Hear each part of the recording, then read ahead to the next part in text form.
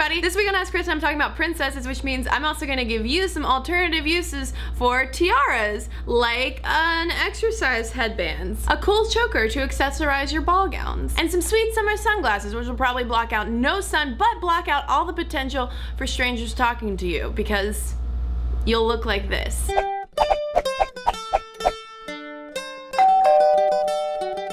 Stuff Mom Never Told You fan Joe emailed with a simple question. Why do girls like being princesses? Joe, this is when I have to confess to you and everyone watching, and frankly everyone who hasn't watched and maybe will never watch, that my princess expertise only goes so far because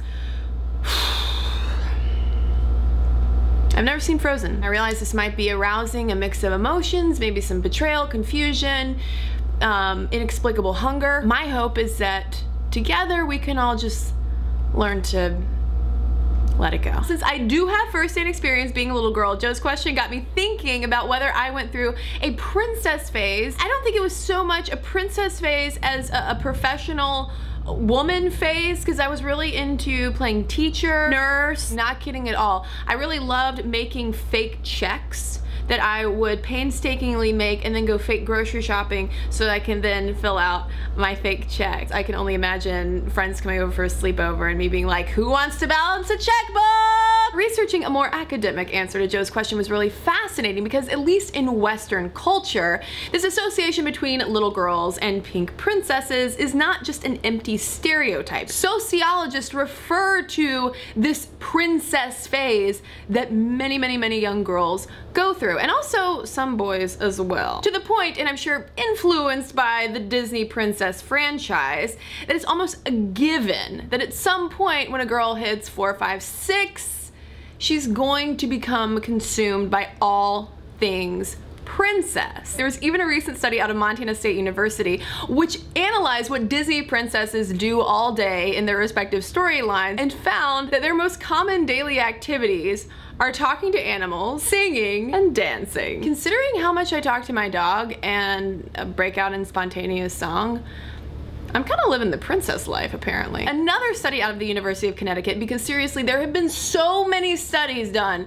on Disney princesses, found certainty, assertiveness, and affectionate behavior to be the 3 most common characteristics. Interestingly, even though princesses were likelier to tend to their physical appearance, while princes were likelier to get a little more just physical, both did an equal amount of rescuing. While these fantasy worlds are cis-centric, heteronormative, and do toe the line of traditional gender roles, it's not all bad. Seriously, I personally don't think that Disney princesses are the enemy. Which actually leads us back around to Frozen, because it was so phenomenally successful.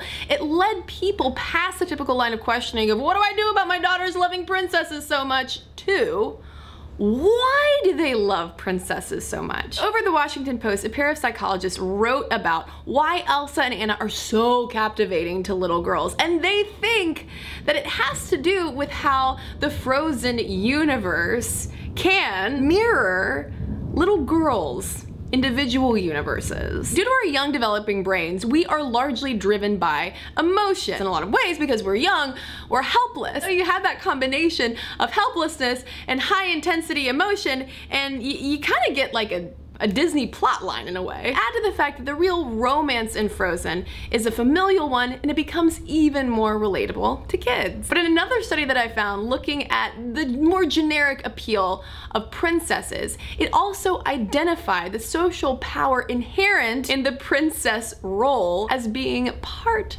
of her charm. When little girls get to play princess, that is basically the kid version of getting to play boss. You get to wear a fancy dress, you tell people what to do. If you want to spend all day talking to animals and singing and dancing, fine, that's your prerogative, you're a princess. Which, the more I think about it, does seem like a socially sanitized way to allow girls to play around with power and influence and even, yes, bossiness. According to the study authors' interviews with little girls about why they enjoy playing princess, they write, quote, "Princesses are empty vessels awaiting the little girl imagination to activate their near absolute abstract virtues: beauty, social status, wealth, glamour, mobility, freedom of choice, and the seemingly inalienable right to be the center of attention. Now I want to know what you think the princess appeal is, and if this study is correct, why it takes pretending to be beautiful, glamorous, and wealthy for little girls to feel like the special center of attention. And is that problematic? Let me know in the comments below, and as always, be sure to ask me your questions so I can give you some answers. Thanks everybody who watched and commented on last week's Ask Kristen video. Is disability a dating deal breaker? There were so many great insights and experiences being shared that I'm actually gonna make an entire video reading a lot of your comments, because reading like one or two isn't enough. So keep an eye out for that coming to a screen soon near you. And you. And you.